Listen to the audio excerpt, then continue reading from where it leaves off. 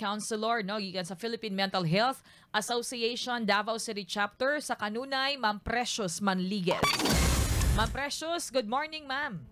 Good morning, Ma'am Marcelo. Good morning sa atong mga naka-tune in sa Straight to the Point. Yes, ma'am. Kaganina ma'am, maghisgot manggod mi aning mga jokes kalabot sa mental health na mga issues, ma'am ba, no? So karon ma'am Precious, ipadayon nato ni gikan mismo sa inyo ha. Straight to the point questions. Pipila lang ni akong questions, ma'am.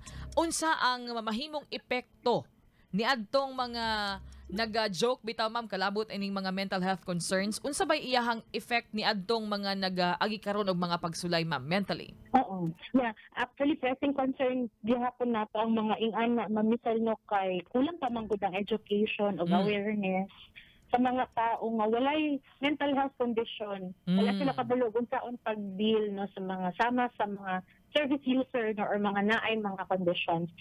Ibutalan ako sa konteksto, ako ang tubag ng Michelle. Base ni siya sa CRPD, sa WHO, Convention on the Rights of Person with Disabilities. So, kani siya, isa ni siya ka agreement sa mga member sa United Nations nga kung asa member ang Philippines, nga kung asa gina-encourage gyud ta nga magpadayon sa og hatag og equal nga pagtagad diha sa ato ang mga kauban sa community nga adunay mental health condition. Making jokes no sa kanang laing pamaagi is okay. Like man na sa ato as Filipino no nga kuan kaayo sa atong humor no.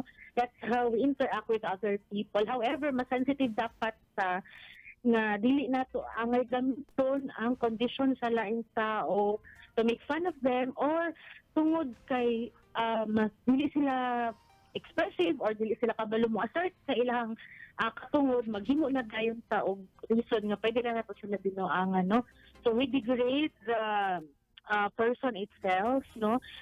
Dapat gani mas sensitive ta sa mga tao nga na ay mga conditions for that matter.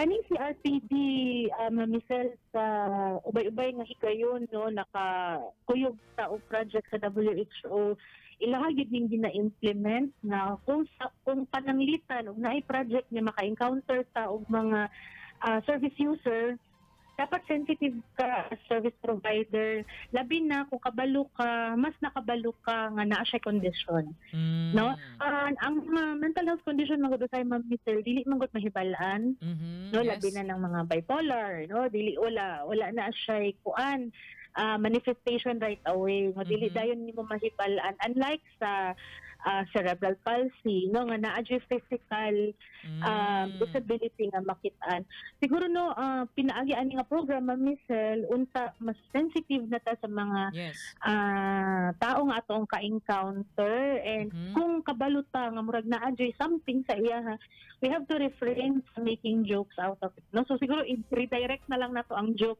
in some other forms para dili pud ta makapasakit og laing tao so isa pud ni opportunity ko guro Michelle no, para sa family member no nga naay mga kauban sa ilahang panimalay nga naay mental health condition siguro ato pud silang i-encourage na tudluan nila ang ilang mga anak baron pag umangpon mga igsuon na kung naay magkuan sa imo may balabaya gidayon nga naabaya pa kuan or mag-express ba sa inyo para ma-explain nga nung dili angay na himuon nato ning ingani no ang kasagaran man gud sa mahimong target sa ingani mamisal ka na bitaw physically klaro gyud nga naa siya disability Down syndrome, cerebral palsy among other disorders na physically naagyoy makit-an mo right away no so I hope Mamisal no hinay-hinay no ma-educate ang mga dabawen yung dili angay himuon ning ingani. Yes ma'am. Mao gid atong tumong ma'am nganong ato ning gihatagan karon og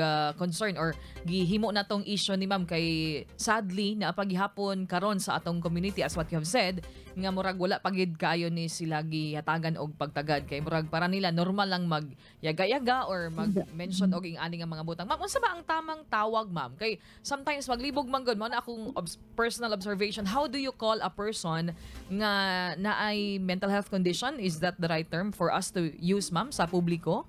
Oo. Ang mental health condition, ma'am, is katong mga individual nga na-adjoy diagnosis Okay? or na-anodway ka ng changes yan sa ilang daily routine.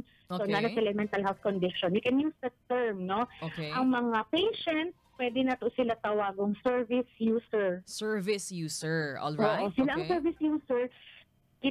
Kami, labi na kami sa mental health, ang tawag sa amo service provider. Okay. Kamo pwede po, no, kung mag-outreach program mo, mag-conduct mo og mga lectures para sa mga ginikanan, sa mga service user, service provider mo, Ma'am Michelle. Okay. Ma'am Michelle. For Oo. example, ma'am, So, ginikanan unya kana bitong maglibog siya unsa unya pag-address like kami na may i-refer ma'am na ay nagduol dinhi na ay concern mental health concern tama ba ma'am unsay bay term na ma'am though dili man siya kanang mga obvious like siguro na siya nag-agi siya og di man gud na to ma-diagnose kay depression kinahanglan diagnose man ka unsay tama nga term na ma'am para maklaro lang nato kay usay bisag unsa na ato ang term dili masakto ba.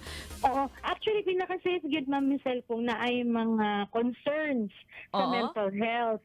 Tapos, pag naanay diagnosis, naana ang symptoms, klaro na mental health condition na gid siya. Okay. No? So, gina-change na to ang terms karon, Ma'am Michelle, para ang stigma gani Correct. para po dili po siya binuangan, dili po siya katawaan. Yes. No, mo nang ginaplaster na to ang mga terms in such a way nga dili siya kanang murag associated na gani tayon sa mental hospital.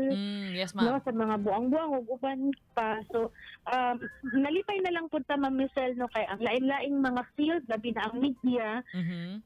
gina-embrace na nila ang kanang ways gani sa mental health. On how we do it, that's how they also observe to do it. Kay para uniform, no, ang pag-address sa mga tao nga mga service user. Yes, ma'am. Kay the term itself could make or break no kanang mga naa sa sitwasyon. Kay hala ingani man di ay ko basig ingani ang tawag sa ako. So napod na effect sa ilaha I believe no ang mga terms nga atong ginagamit. And last question for today, Ma'am Precious, before ta mag-meet unya kay napod tay lahi nga discussion.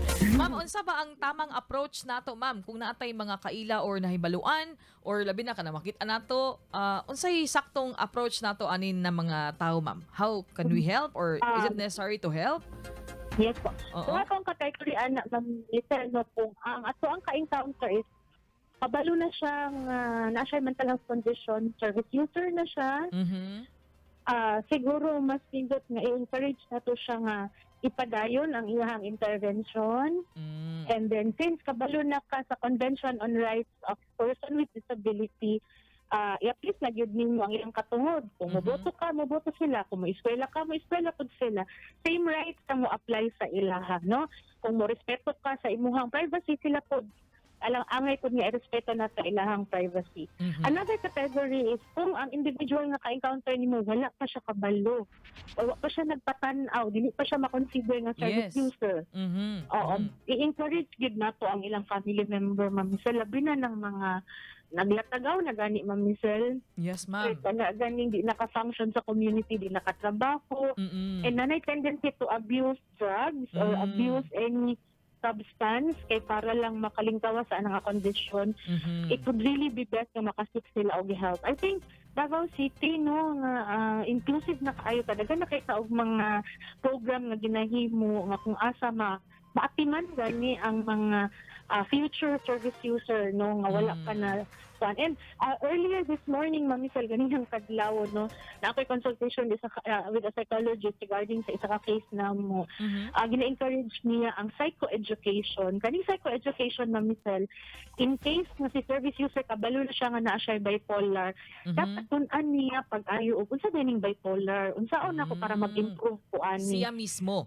Oo. On top of that, ang iyang ginikanan, ang iyang mga igsuon, ang mga tao nga nagpalibot saya sa panimalay, dapat pod kabalo kung unsa ang bipolar para kabalo sila ma-manage sa iya panahon gani nga di siya kainom og tambal or na-trigger siya, ma-stress siya, na siya kauban diha sa iyang panimalay nga makaalalay sa iyaha apart sa iyang psychologist. All right.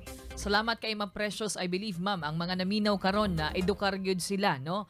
Nga tama di ay no. Sama sa akong ginaingon ganina, kung usa ko sa mga dunay kulang po na akong kahibalo kalabot ni ini karon, hinaot na edukar tang tanan nga dili di ay nato yaga-yagaan o bugal-bugalan kining mga matters on mental health. Until next time, Ma'am Precious, salamat kay ma'am sa imong very precious time this morning.